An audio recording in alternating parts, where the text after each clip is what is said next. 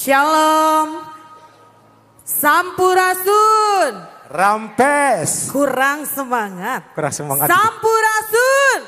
Rampes. Wilujeng sumping kanggo Kang Deddy Mulyadi, Gubernur Jawa Barat.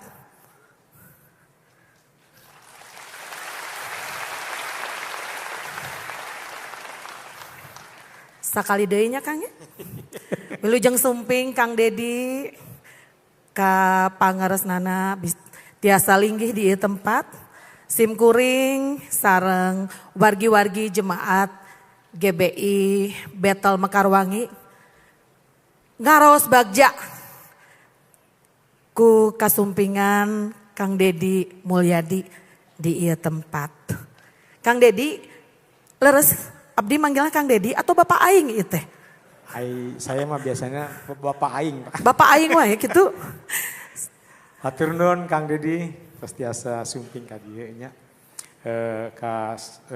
Salah sawios warga Jabar nu aya di dieu. Mangga salajengna Kang Deddy di haturanan kanggo nyampaikeun amanah atau harapan kanggo GBI Jemaat Mekarwangi. Di haturanan mangga Kang Deddy.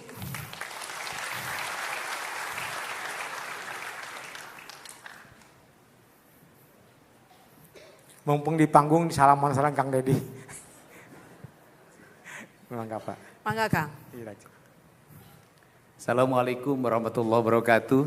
Sebelah sini bisa Kang? Sampurasun. Bisa sebelah sini. Seluruh jamaah yang hari ini sudah, kata orang Sunda itu bermunajat. Melakukan proses kontemplasi diri untuk membangun nalar keseimbangan ruhani yang sempurna antara raga dan rasa, antara makhluk dan holik, antara yang diciptakan dengan yang menciptakan. Ada 3 hal yang harus menjadi kesadaran kita sebagai makhluk manusia tanpa bicara suku, agama, dan ras. Pertama, bahwa kita ini makhluk ciptaan Tuhan, universalitas keyakinan yang setiap orang memiliki sudut pandang, persepsi yang berbeda-beda dengan cara yang memahaminya masing-masing. Itulah yang disebut dengan kebenaran esensi, kebenaran asasi, kebenaran universal, dan kebenaran hakiki. Karena itu kebenaran esensi, kebenaran asasi, kebenaran universal, maka kebenarannya tidak bisa dipersepsikan. Karena kebenarannya tidak bisa dipersepsikan, maka itu adalah kebebasan rasanya masing-masing, kebebasan cintanya masing-masing. Tidak bisa kita mengukur keyakinan orang lain lewat keyakinan kita. Tidak bisa kita mengukur baju orang lain dengan baju kita. Tidak bisa kita mengukur bahasa orang lain dengan bahasa kita. Tidak bisa kita mengukur enaknya makan orang lain dengan enaknya makanan kita. Karena ini urusan rasa. Itu yang disebut dengan kebebasan universal. Maka setiap orang memiliki hak yang sama, memiliki privacy yang sama tanpa tidak boleh diadili. Saya katakan setiap orang memiliki persepsi yang sama, hak yang sama, tidak boleh diadili. Makanya keyakinan tidak boleh diadili. Kalau kita mengadili keyakinan, maka kita seolah-olah menjadi manusia yang mengerti isi hati manusia. Sekali lagi, karena itu adalah keyakinan, kita tidak boleh mengadili manusia berdasarkan isi hatinya. Maka cinta tidak boleh dikekang, maka cinta tidak boleh dibatasi, maka cinta adalah kebebasan. Andai kata orang menderita karena cinta yang diungkapannya, itu adalah urusan dirinya sendiri. Yang kedua adalah, kita adalah sebagai makhluk bumi. Ini yang ingin saya ingetin pada semuanya. Karena kita sebagai makhluk bumi, maka kita sama hukumnya, yaitu kita harus taat pada hukumnya bumi. Karena taat sama hukumnya bumi, udara yang tekanannya tinggi bergerak menuju tekanannya rendah. Air yang ada di puncak turun ke bawah. Batu yang dilempar ke atas jatuhnya ke bawah. Setiap ditampar rasanya sakit. Kalau tidak sakit, pura-pura tidak sakit. Nah, Karena kita makhluk bumi, kita ini setara, kita ini sama. Hukumnya sama. Hukum gravitasi itu sama. Hukum tekanan udara itu sama. Seluruh IPA itu sama ajarannya. Tidak pernah ada pelajaran IPA di sekolah. Ini buat Katolik, ini buat Protestan, ini buat NU, ini buat Muhammadiyah. Tidak ada. Semuanya sama. Karena semuanya sama, maka deritanya pasti sama. Kalau orang ngebabat gunung habis-habisan, banjirnya kebagian semua. Itu banjir gak pernah nanya, ini jamaah mana ya? Nggak bisa. Kalau ada virus, maka virus itu menyebar tanpa bicara dia yakin atau tidak, dia agamanya apa, semua orang kena. Karena itu apa sih yang saya usung ketika saya jadi gubernur hari ini adalah mengusung mari kita kembalikan cinta itu adalah kembali beragama berdasarkan keyakinannya, itu hak pribadi masing-masing. Tapi kalau berperilaku harus sama, bertindak harus sama karena ini urusan bumi, karena ini urusan dunia. Karena urusan dunia maka bagi saya ketika tadi saya mengamati ya kan bagaimana memahami Nabi Isa alaihissalam dalam pemahaman saya itu atas pengorbanannya berani mengorbankan dirinya demi keberlangsungan umatnya, demi keselamatan pengisi buminya. Dia berani disakiti, dia berani menjadi orang yang ikhlas tersakiti. Kemudian dia pergi dalam keadaan tersenyum, tidak dalam keadaan meringis. Paham itu saya. Itu kalau kalau orang Sunda, ini saya ngomong orang Sunda nih. Orang Sunda itu puncak spiritualitas tertinggi itu adalah dengan membuat sesajen. Gitu loh. Sesajennya bunga-bungaan, kemudian bubur merah, bubur putih. Dan yang tertingginya itu bikin bakakak. Ayam. Bakakak itu semuanya terlentang. Dia menyerah dengan seluruh pasal, seluruh jiwa raganya tanpa ada sedikit pun dalam dirinya rasa takut, rasa nyeri, rasa apapun. Itulah pengorbanan yang tertinggi. Jadi pengorbanan manusia yang tertinggi adalah ketika dalam dirinya sudah pasrah. Nih kalau gitu kan, itu kan pasrah. Orang Islam juga pasrah gitu loh. Jadi orang yang pasrah itu sudah kata orang Sunda begini. Ini nanti bisa ditafsirkan. Perasaan nggak ada tafsirnya. Hirup ukur sasamperan, awak ukur sasampayan, sariring-riring dumadi, sarengkak, saparipola, sadaya, kersaning Allah. Jadi karena kersaning Allah ya sudah kita totalitas aja. Manusia yang tertinggi derajatnya adalah ketika manusia sampai pada puncak kesulitan yang tidak bisa diselesaikan, maka jalan terakhir adalah dia berserah. Sudah. Dan orang suka salah tafsir, orang yang berserah itu kalah. Awas ya ulah belegug ya. Ketika melihat lawannya itu sudah nyangakeun sadaya-daya beheung tek-teken ti korogorokeun suku benteng kelokeun eles ya ko aing. Belegug sia-sia nu eleh anjing.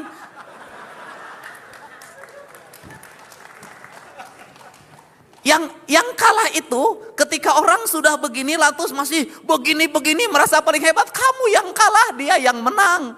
Maka berhati-hatilah ketika kita menyakiti orang yang orang itu tidak melawan. Hati-hati. Kenapa? Dialah pemenang dari sebuah pertarungan. Hari itu memang seperti dia tersakiti, hari itu dia kalah. Tapi ingat, seluruh semesta menyaksikannya dengan penuh cinta dan rasa. Kau akan dihancurkan pada suatu saat akta kepongahan. Wow.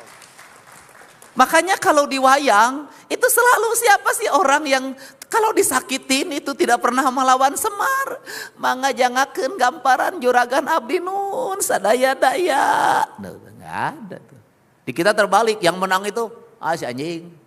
Awas ya teh sia nu eleh. Nah, itu makanya tiluhi-tiluhinya mengajarkan itu, mengajarkan penyerahan, mengajarkan kepasrahan. Sama Islam juga mengajarkan kepasrahan, totalitas disebutnya. Nah karena ini bumi maka saya ngajak pada semua nih yang merasa mencintai Jawa Barat, yang merasa mencintai Nabi Isa alaihissalam, Bapak dan Ibu bilangnya yes Tuhan Yesus, sudahlah. Betapa bumi ini disakiti oleh kita semua. Tanah ini kan ibu kita, sebutnya ibu pertiwi. Orang Sunda nyebutnya Sunan Ambu. Betapa kota Bandung itu begitu sakit. Tanah digali, disimpan beton. Apa tanah nggak sakit? Orang Sunda tuh sebenarnya nggak boleh. Dia harus di atas. Nggak boleh ada yang tersakiti di tanah itu. Itu orang Sunda. Tapi saya baru setengah Sunda, setengah modern. Nah, kemudian betapa air itu sakit. Itu Citarum, sudah di atasnya ibu kandungnya, yaitu pohon-pohon yang rindang dan besar tuh dibabat habis. Kuno hayang benghar, geus benghar anger teu benghar-benghar. Kenapa geus benghar teu benghar-benghar? Sudah duitnya banyak, masih ngemplang terus, makin ngerampok terus, masih nyuri terus, masih ngambil hak orang terus. Ari sia rek modarna sabaraha tahun deui isukan ge pae. Udah sakit, Pak. Terus turun lagi ke bawah, sakit lagi, nu modal kasusukan. Limbah rumah tangga deterjen dimasukin ke air lagi. Kemudian limbah pabrik ke air lagi. Anda berdoa di gereja, Anda berdoa di masjid, merasa diri paling ahli ibadah. Anda buang limbah racun ke pabrik ke Citarum, bohong ibadah Anda. Wadul.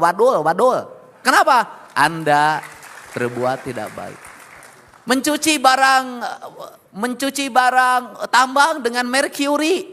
Anda uang itu disumbangin ke gereja, Anda uang itu disumbangin ke masjid. Orang tahu menyebut Anda adalah ahli ibadah. Ahli sosial, orang dermawan. Tuhan mengutuk Anda. Anda telah menutup kejahatan Anda dengan kebaikan. Kejahatan tidak bisa ditutup dengan kebaikan. Tidak bisa. Catatannya tetap ada, hukumannya tetap ada. Yang ada hanya menjadi tolak bala saja. Bohong kalau bisa dihapus, nggak ada. Hutang di bank bisa dihapus, dosa nggak bisa. Tetap harus ada tebusannya, harus ada nanti dicuci dulu. Ngenah wae saya digratiskan, nggak bisa. Nah ini saya ngikutin. Nah apa sih problem Indonesia, problem Jawa Barat hari ini adalah dosa pada alam. Sudah titik. Udah. Itu dosa pada alam. Ini rusak Pak. Ayo. Sudah. Anda tiap hari rekreasi ke puncak. Oh asik. Di puncak. Ya. Puncak itu tempatnya ente. Tempatnya pohon. Diganti jadi pila. Banjir Pak, mati orang di Cisarua, sengsara di Bekasi, sengsara di Jakarta. Anda menjadi ahli ibadah tidak, Anda adalah pembuat kerusakan. Jadi saya ngajak pada gereja, pada masjid semuanya, mari kita bersama-sama hari ini dan ke depan taubat. Taubat kita adalah taubat ekologi, taubat pada yang kita telah menista ciptaan Tuhan yang kita tidak mengerjakan sebagaimana fitrah penciptaannya. Kenapa? Hidup pengen harmoni. Hidup pengen damai. Orang kaya punya rumah di kota Bandung, punya rumah di Jakarta, ada kolam renangnya, ada salonnya, pakai lift, naik ke lantai atasnya, kamarnya gede, kamar mandinya segede lapang sepak bola. Ya kan, ruang TV-nya ada, ruang keluarganya ada, rumahnya gak pernah diisi. Kalau Jumat dan Sabtu pergi ke gunung. Kalau Jumat dan Sabtu pergi ke gunung, berarti rumah yang megah pakai AC itu tidak membuat Anda damai. Tetap saja, tempat yang terbaik untuk menyepi adalah gunung. Lahirlah healing. Siapa yang suka healing? Orang-orang agar eling. Healing itu orang-orang agar eling. Karena apa? Karena orang-orang yang eling hidupnya senantiasa tenang, tentram dan damai. Karena dia eling pada tiga, eling ka Gusti, eling ka diri, jeung eling ka sasama hirup. Sing areling urang kabeh teh. Terakhir, kita juga harus ini, saya ngingetin juga berpasrah. Kita harus menghormati pengorbanan sopir kita. Udah, kita menghormati pengorbanan Yesus. Iya, Yesus juga menyuruh kita harus menghormati pengorbanan supir. Supir Anda bersama istri muda, sopirnya nungguin 2 jam. Dia istrinya ditinggalin, bener gak? Suaminya lagi nakal-nakal di Bandung dugem, dak laki-lakinya. Sopirnya nungguin di luar, dia sudah gak ketemu istrinya beberapa bulan. Pulang mabuk dari dugem, sopirnya nungguin harus jaga rahasia ke istrinya. Dia ngorbanin anak-anaknya untuk nganter anak-anak kita, dimanjain masuk sekolah dianterin. Kita mengorbankan kehidupan pembantu kita ngurus anak kita jadi baby sister. Tapi dia lupa mengurus anaknya sendiri. Demi uang, demi kehidupan. Dia menyiapkan makan enak bagi kita. Tapi dia lupa menciptakan makan anak bagi anak-anaknya di rumah. Pengorbanan. Karena kita punya uang, kita tidak bisa berbuat sesuka pada setiap orang. Saya pakai baju bersih seperti ini karena ada kuli nyuci. Saya bisa bersih rapi karena ada tukang cukur. Saya di rumah ke rumah bisa bersih karena ada tukang sapu. Saya bisa tidur nyenyak karena ada yang jaga di rumahnya, ada security. Mereka ketika kita tidur lelap, security nungguin kita, keamanan kita, menjaga kehidupan kita. Dia tidak boleh sedikit pun matanya kemudian salah dalam melihat. Agar apa? Agar tuannya selamat. Tapi dia mengorbankan dirinya demi tuannya. Berapa gajinya? 3 juta, 4 juta. Dia mempertaruhkan jiwanya hanya untuk 4 juta rupiah. Terus kita membayarnya juga telat. Kasih THR juga lambat. Pikirin kesejahteraan juga tidak pernah kita pikirkan. Kita sibuk aja numpuk duit di rekening. Buat apa? Tuhan Yesus tidak ngajarin itu pada umatnya. Dia mengorbankan jiwanya, ada ngemarin duit buat sembantu aja susah. Ke gereja harus ada makna bagi rumah. Saya yakin jamaah di sini adalah jamaah yang baik-baik terhadap para pembantunya, para asisten pembantunya, security-nya, pada siapapun. Nah, kalau seluruh jamaah dimanapun sudah ngajarin ini, sudah deh. Jawa Barat gemah ripah, repeh rapi, subur makmur, udah hidup ini damai, tenang, tentram, udah. Wajahnya tenang kayak wajah saya walaupun hidup tanpa istri, bahagia. Kenapa? Karena saya menemukan jutaan istri dalam setiap waktu yang memeluk saya, mencium saya dengan penuh dengan cinta. Anak emak, itu nih hungkul aing mah. Jadi itu sajalah ya, saya tidak pernah ragu dan tidak pernah merasa takut bertemu dengan orang yang berbeda keyakinan. Gitu loh. Tapi saya akan selalu menghindari bertemu dengan siapa? Orang-orang pelit dan orang-orang serakah. Saya gak mau ketemu sama mereka. Takut ini negatifnya pindah sama saya. Tapi kalau sama orang-orang baik seperti ini, mudah-mudahan baiknya menangisnya bukan hanya ketika beribadah. Tapi menangisnya juga di rumah dimanapun senantiasa menangis demi kemanusiaan. Karena Nabi Isa alaihissalam akan menyukai seluruh jamaahnya yang mau berkorban seperti pengorbanan yang dia lakukan. Aduh. Terima kasih. Mudah-mudahan saya tidak diangkat jadi pendeta karena ceramah ini. Jadi pesannya, Go Green itu bukan cuma tren ya Bapak Ibu, tapi gaya hidup, benar ya Kang? Iya. Betul ya? Pokoknya jangan beli skincare mahal-mahal selama kasih gaji pembantu masih murah.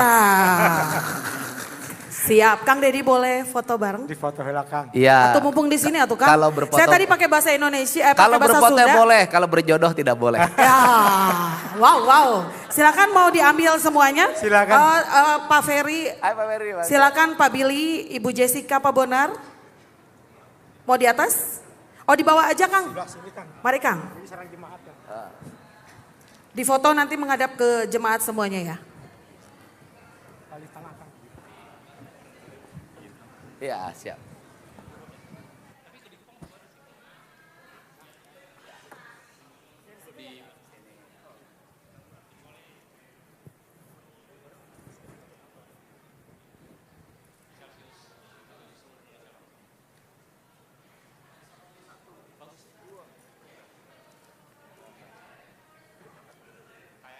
Iya, saya persilakan Bapak Ibu biar kita bisa sama-sama dapatkan dokumentasi bersama Kang Deddy. Boleh berdiri. Yang di balkon juga silakan berdiri. Bareng, ya. Iya. Sok silakan. Silakan. Iya. Mangga. Kita akan ambil dokumentasi. Semuanya kasih senyum yang paling bagus. 3, 2.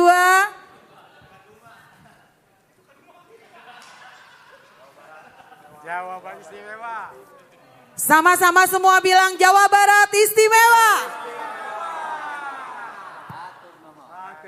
Hatur nuhun Kang Deddy, luar biasa.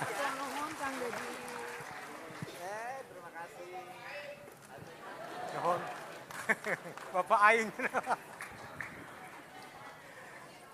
Selanjutnya silakan Ibu Jessica.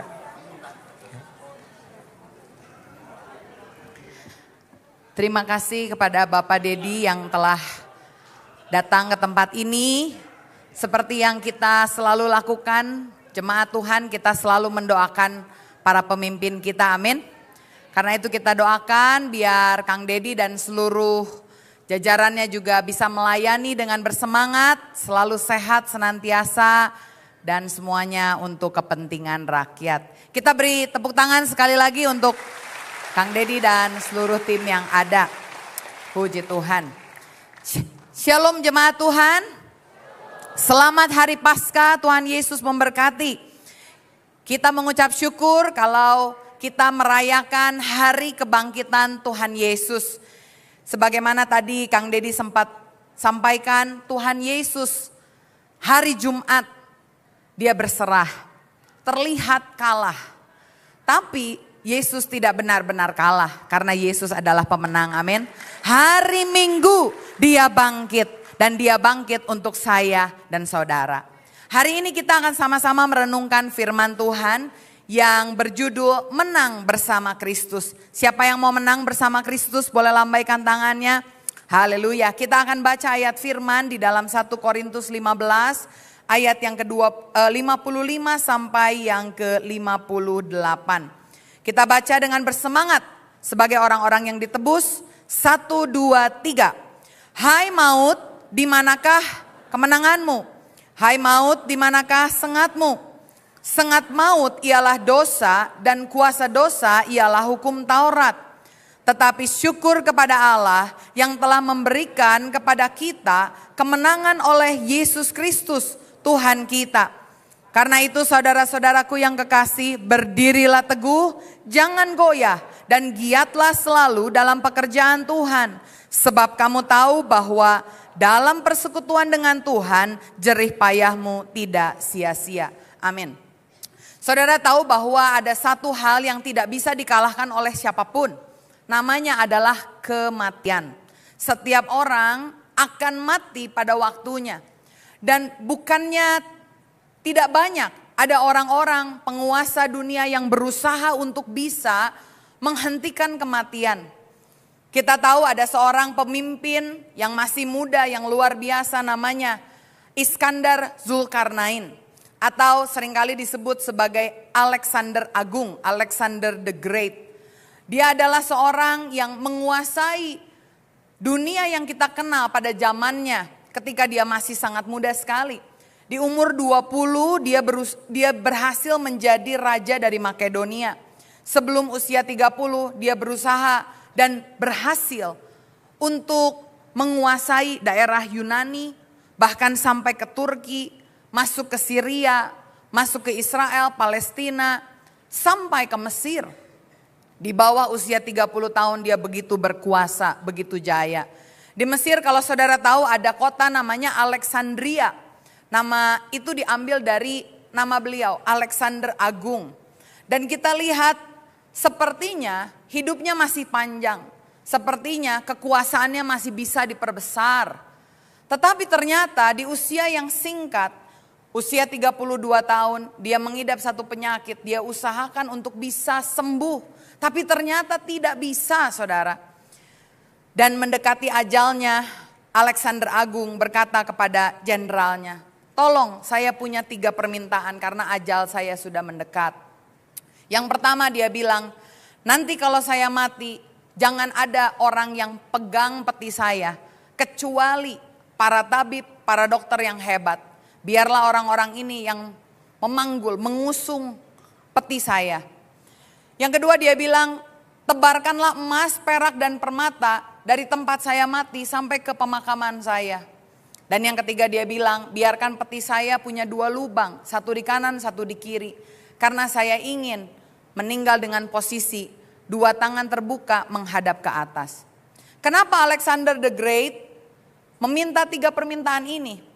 Karena pada akhir hidupnya di usia ke-32 tahun dia bilang, ketika saya punya tabib-tabib, dokter-dokter yang hebat, ternyata dokter, tabib tidak bisa menyembuhkan penyakit saya dan saya harus meninggal. Saya punya emas, perak, permata yang banyak, tapi ketika ajal datang, kekuasaan yang besar, emas, perak, permata, prajurit yang banyak tetap tidak bisa menjaga saya dari maut yang datang. Dan biarkanlah orang melihat Alexander Agung yang menguasai banyak tempat. Ketika dia membuka tangannya, dia bilang, saya datang dengan tangan hampa, tidak membawa apapun. Dan saya ingin dunia tahu ketika saya pulang pun, saya pulang tidak membawa apa-apa. Masih banyak pemimpin dunia lain yang juga ingin untuk bisa mengalahkan kematian. Kita melihat ada Firaun yang berusaha dengan berbagai ramuan memanjangkan umurnya. Bahkan ketika mati sekalipun dia minta untuk dimumikan. Sehingga ada harapan kalau satu hari bangkit dia bisa memakai tubuhnya yang lama.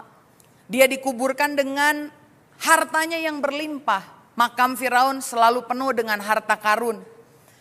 Dengan tujuan kalau nanti dia bangkit dia bisa punya emas, permata yang dia perlukan. Tidak jarang pula dia dikuburkan dengan istri, dengan anaknya bersama-sama. Tapi sampai pada hari ini sejarah tidak pernah mencatat satu Firaun pun yang bangkit dari kubur. Bahkan makamnya pun sekarang sudah banyak hilang, dicuri oleh orang. Ada Genghis Khan, pemimpin Mongolia, juga mencari ketika dia berusia umur 70. Dia datang ke tabib, dia tanya gimana biar saya bisa umur panjang. Tabib cuman bilang mati itu sudah nasib kita tidak bisa lari dari kematian. Ratu Elizabeth dari Inggris melakukan hal yang sama. Joseph Stalin dari Rusia juga ingin bisa punya hidup yang panjang mengalahkan kematian.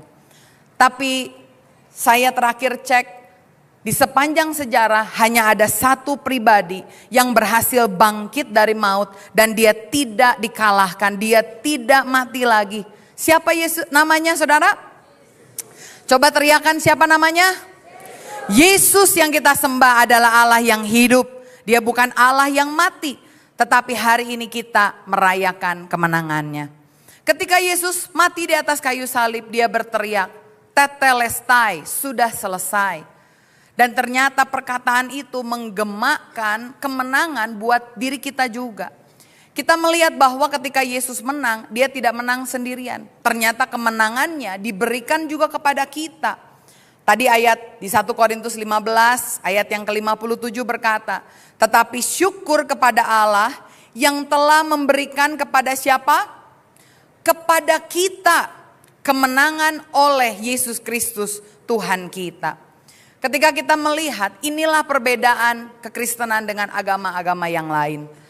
Kita diselamatkan bukan karena perbuatan baik. Kita diselamatkan bukan karena kita berusaha sekuat tenaga dengan kekuatan kita. Tapi kita bisa diselamatkan karena ada seorang yang naik ke salib dan berkata, tetelestai, sudah selesai. Saya melihat di dalam 1 Korintus ada 3 area kemenangan yang Yesus berikan kepada kita karena dia telah memenangkan pertandingan buat kita. Yang pertama, dalam 1 Korintus 15 ayat yang ke-20 kita melihat ternyata Yesus adalah pribadi yang telah menang atas maut. Dikatakan 1 Korintus 15 ayat yang ke-20, Kristus telah dibangkitkan dari antara orang mati sebagai yang sulung dari orang-orang yang telah meninggal. Ayat 51, sesungguhnya aku menyatakan kepadamu suatu rahasia. Kita tidak akan mati semuanya, tetapi kita semuanya akan diubah dalam sekejap mata pada waktu bunyi nafiri yang terakhir. Sebab nafiri akan berbunyi dan orang-orang mati akan dibangkitkan dalam keadaan yang tidak dapat binasa dan kita semua akan diubah. Yesus ketika dia bangkit dari kubur, dia menyatakan bahwa maut tidak berkuasa atas dirinya. Dan karena Yesus bangkit, firman Tuhan bilang dia yang sulung.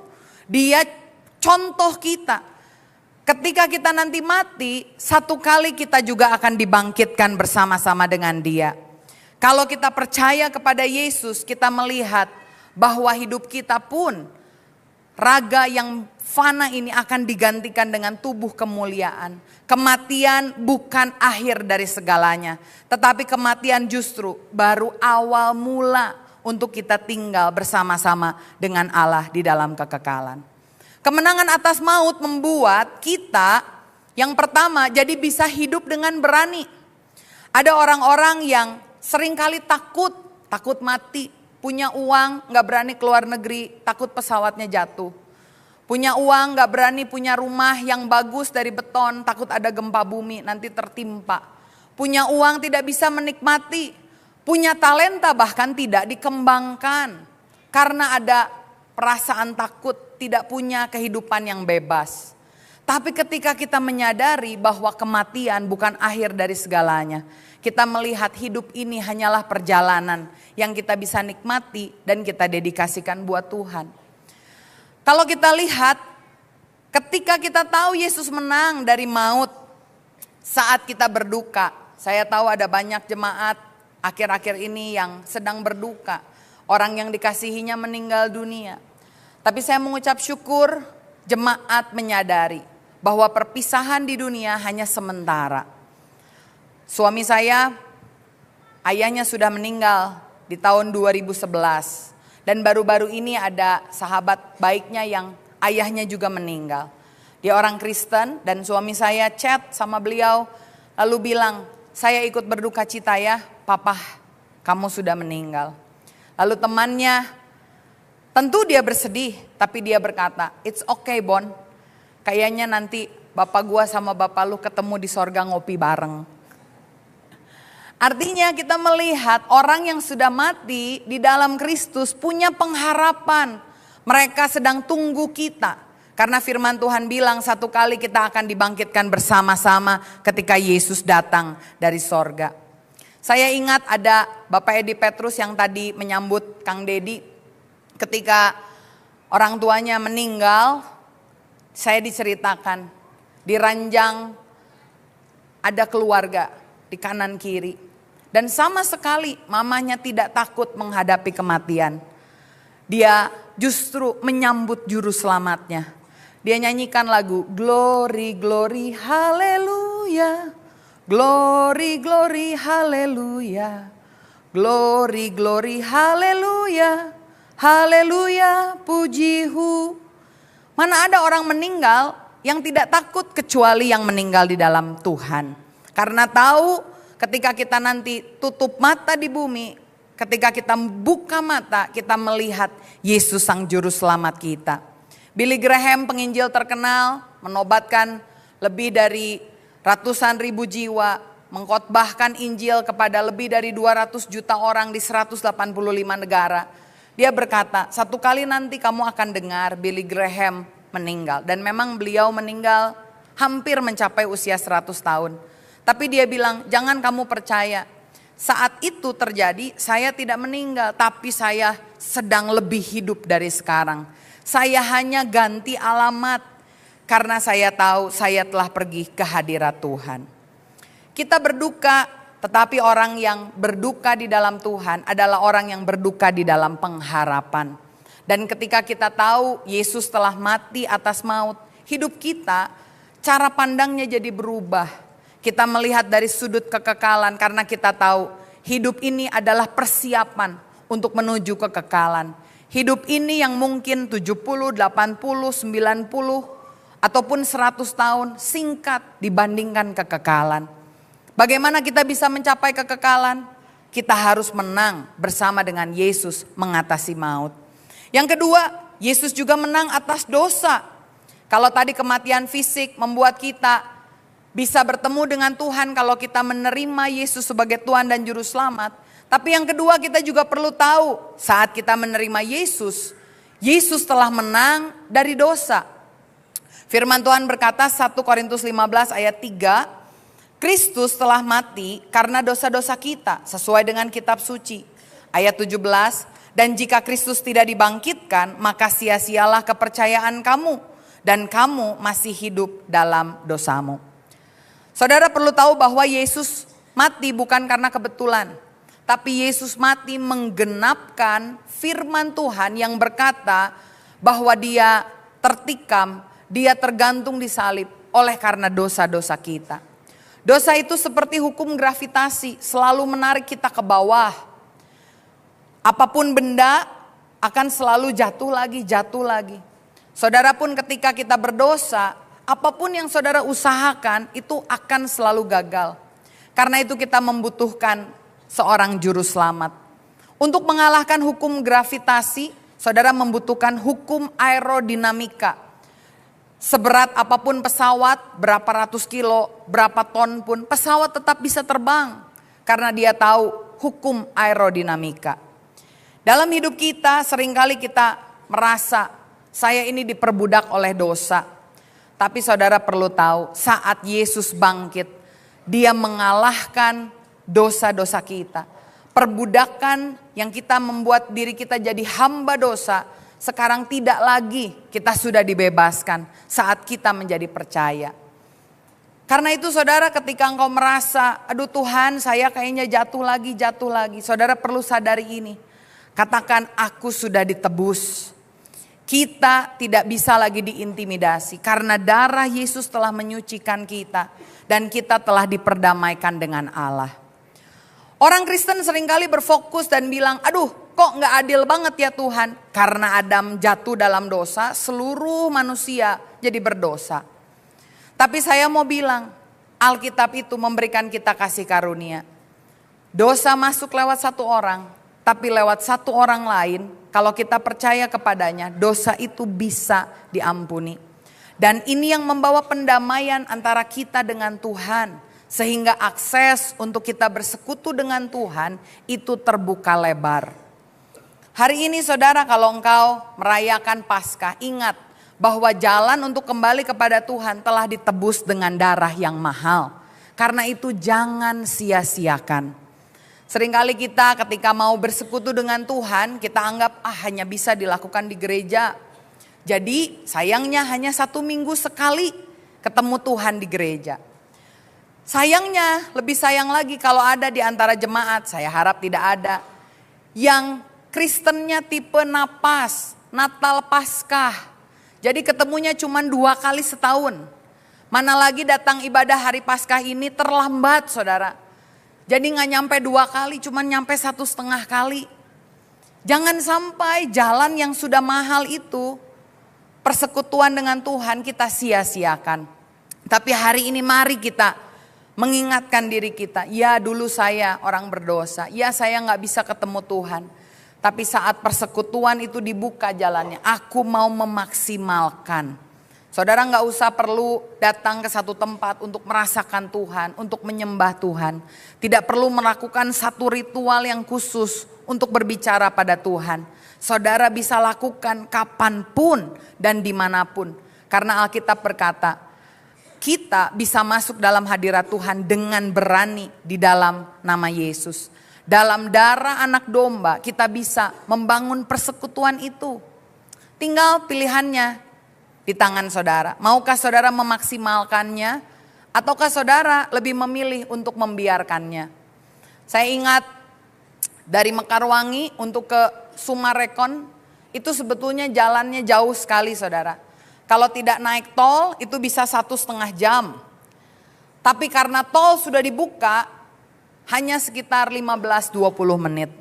Ada 2 tipe orang. Seringkali sebelum tol dibuka mengeluh terus. Aduh jauh ya ke Sumarekon. 1,5 jam, belum kalau macet dan lain-lain.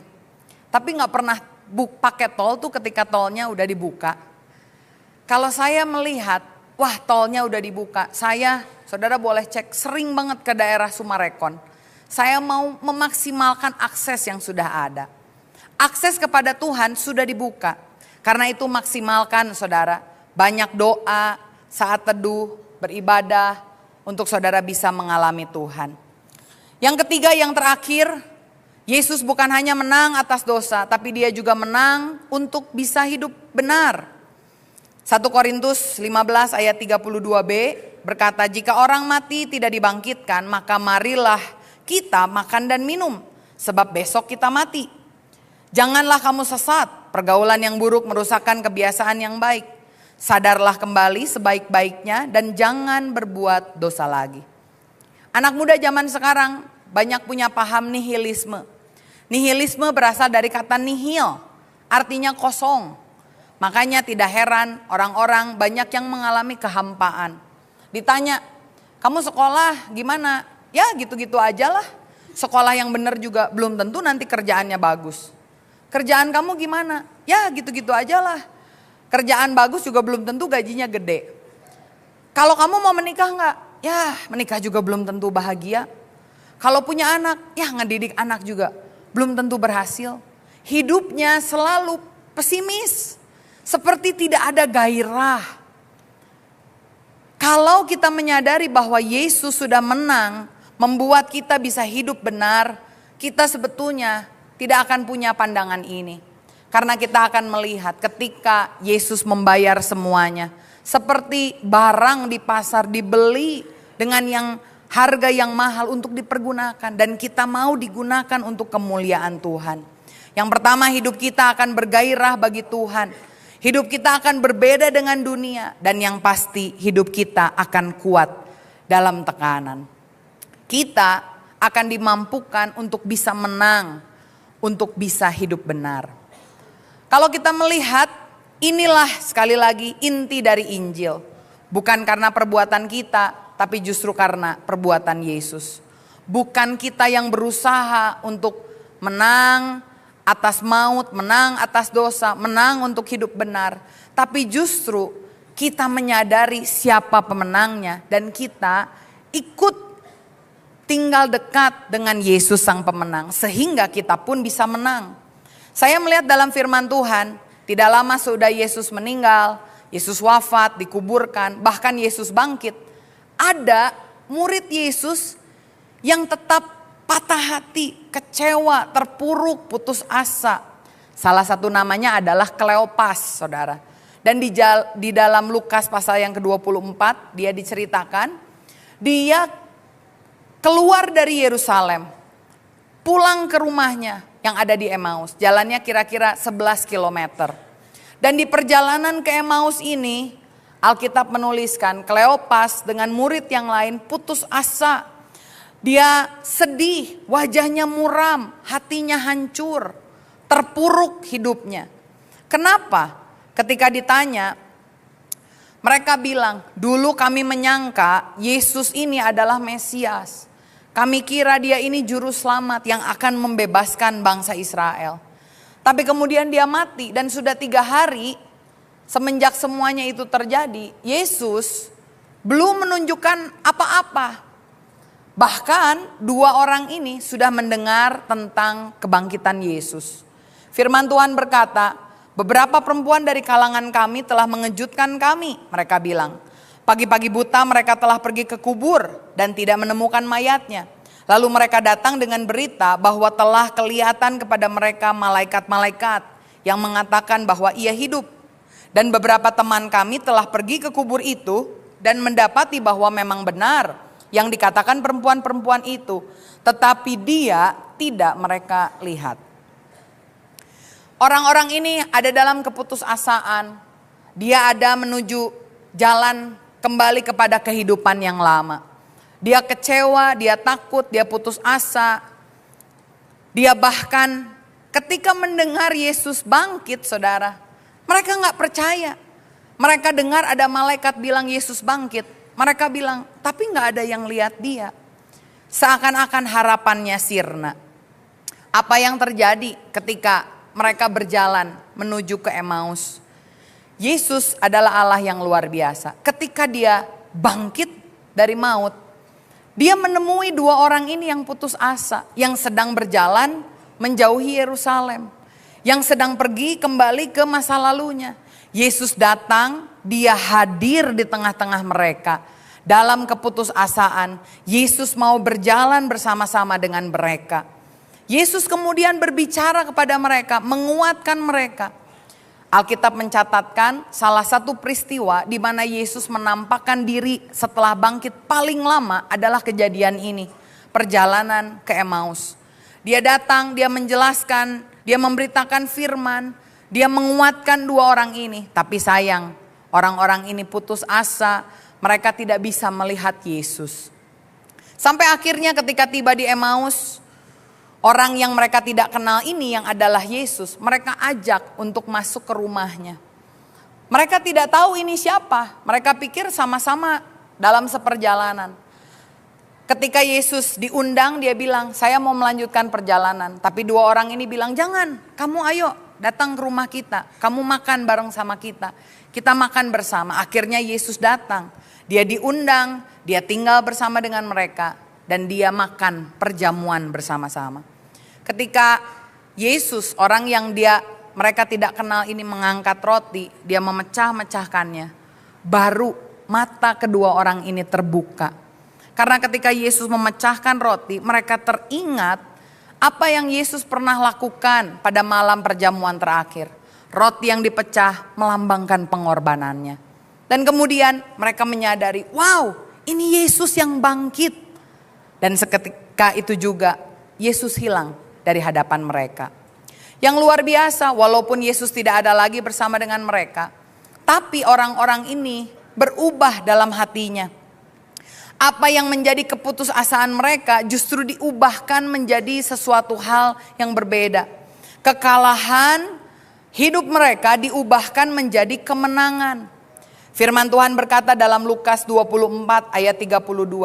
Kata mereka seorang kepada yang lain, bukankah hati kita berkobar-kobar ketika ia berbicara dengan kita di tengah jalan dan ketika ia menerangkan kitab suci kepada kita. Ayat 33 berkata, lalu bangunlah mereka dan terus kembali ke Yerusalem. Ayat 35 berkata, lalu kedua orang itu pun menceritakan apa yang terjadi di tengah jalan dan bagaimana mereka mengenal dia pada waktu ia memecahkan roti. Pergi ke Emmaus, putus asa, kecewa. Pergi ke Emmaus mau kembali ke jalan hidup yang lama. Dalam keterpurukan, dalam kekalahan. Tapi tiba-tiba Yesus yang bangkit berjalan bersama dengan mereka. Yesus gak marahin mereka. Yesus hanya mengajari mereka. Dan ketika mereka sadar itu Yesus, hati mereka berkobar-kobar.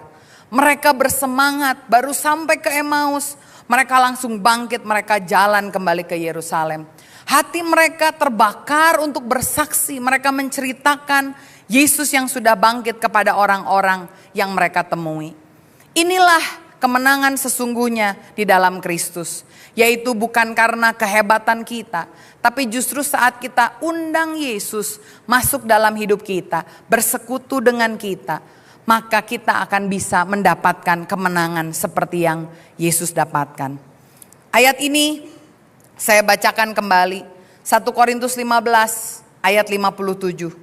Tetapi syukur kepada Allah yang telah memberikan kepada kita kemenangan oleh Yesus Kristus Tuhan kita. Karena itu saudara-saudaraku yang kekasih, berdirilah teguh, jangan goyah dan giatlah selalu dalam pekerjaan Tuhan. Sebab kamu tahu bahwa dalam persekutuan dengan Tuhan, jerih payahmu tidak sia-sia. Saya mau bilang, kalau engkau mengandalkan dirimu sendiri, engkau pasti tidak akan bisa berdiri dengan teguh. Murid Emmaus tidak bisa mempertahankan iman, mereka kecewa. Tapi ketika Yesus datang, hati mereka berkobar, mereka bersemangat dan mereka mau bersaksi. Artinya kita membutuhkan Yesus. Saudara gak akan bisa berdiri dengan tidak goyah, apalagi giat selalu dalam pekerjaan Tuhan. Kalau engkau melayani dengan kekuatan sendiri, saya jamin engkau satu kali pasti kecewa. Tapi kalau engkau melayani karena engkau tahu Yesus sudah bangkit, Yesus berkuasa, Yesus hidup, dia mati buat saya, dia hidup buat saya mau melayani Tuhan. Semangatnya muncul karena persekutuan dengan Yesus. Kita melihat persekutuan dengan Tuhan jadi tidak sia-sia. Masalah boleh ada, tapi orang yang bersekutu dengan Tuhan akan bisa melewati masalah, melewati badai. Badainya mungkin belum berlalu, tapi di dalam hati saudara ada ketenangan yang luar biasa. Karena saudara mengundang Yesus masuk dalam hatimu. Hari ini maukah engkau mengundang Yesus juga untuk masuk dalam hatimu? Yesus yang bangkit, dia ingin berjalan bersama saudara. Dan dia ingin saudara undang untuk dia masuk dalam hatimu. Bersekutu denganmu. Sehingga engkau melihat pengorbanan Yesus yang begitu luar biasa. Kalau ada di antara saudara yang belum menerima Yesus, ketika Yesus mati di atas kayu salib, dia memberikan yang terbaik. Ketika Yesus bangkit, Dia memberikan undangan untuk saudara, untuk menerima dia sepenuh hati. Hari ini terima Yesus sebagai Tuhan dan Juru Selamat, dan berilah dirimu dibaptis. Kalau ada di antara saudara yang rindu untuk dibaptis, nanti siang kita bisa adakan baptisan untuk saudara bisa menerima Yesus dan kemudian dibaptis. Menunjukkan bahwa di hari di mana Yesus bangkit, aku mau mati bagi Yesus dan hidup buat Yesus. Saya tutup dengan kisah ini. Ada seorang yang bernama Henry Francis Light. Dia adalah seorang pendeta yang telah melayani Tuhan sepanjang hidupnya. Tapi sayang, dia mengidap penyakit tuberkulosis. Penyakit TBC sekarang ini bisa disembuhkan dengan obat. Tapi pada zaman itu dianggap menjadi satu penyakit yang mematikan. Henry, dia melayani Tuhan dengan giat. Dan dia sudah mempersiapkan khotbahnya yang terakhir, mempersiapkan perjamuan kudusnya yang terakhir untuk melayani Tuhan. Kesehatannya semakin lama semakin menurun. Dan dalam satu kali, dia mulai harus merenungkan tentang kematian yang mendatangi dirinya. Dan dia merasakan begitu mencekamnya seperti malam yang datang, senja yang datang menghampiri dirinya. Tapi dia teringat apa yang diceritakan dalam Lukas 24. Ketika seakan-akan sudah tidak ada lagi harapan. Ketika seakan-akan kita tidak bisa lagi kemana-mana. Ajal mulai mendekat. Henry melihat orang-orang ini, dua orang ini ketika senja dia mengundang Yesus. Sehingga hidup mereka berubah. Berkobar bagi Tuhan. Mereka bersemangat kembali. Mereka bersaksi dengan luar biasa. Karena itu Henry akhirnya menulis sebuah himne dengan judul Abide With Me. Dalam terjemahan Indo, bahasa Indonesianya Abide With Me diterjemahkan sebagai tinggal sertaku kawan yang kudus. Menjelang kematian, dia menemukan damai. Sambil bernyanyi dia katakan, tinggal sertaku kawan yang kudus, telah hampir malam, jangan jalan terus. Tiada pertolongan hanya padamu. Silahkan Tuhan tinggal sertaku. Akhir dari lirik lagunya dituliskan di atas nisan dari Henry. Henry tidak disembuhkan di dunia ini.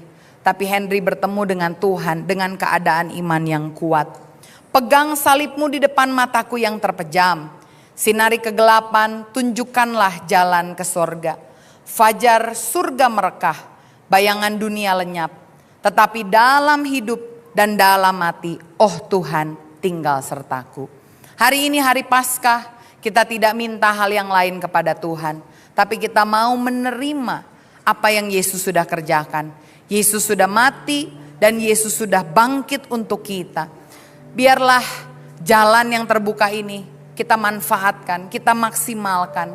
Sehingga benar ketika Yesus mati, dia bangkit, dia naik ke sorga. Dia mencurahkan Roh Kudusnya untuk tinggal bersama dengan kita.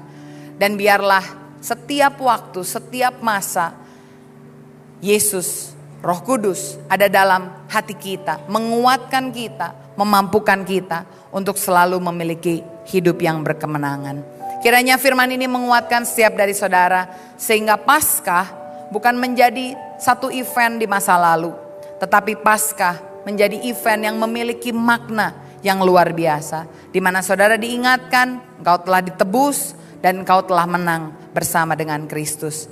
Amin.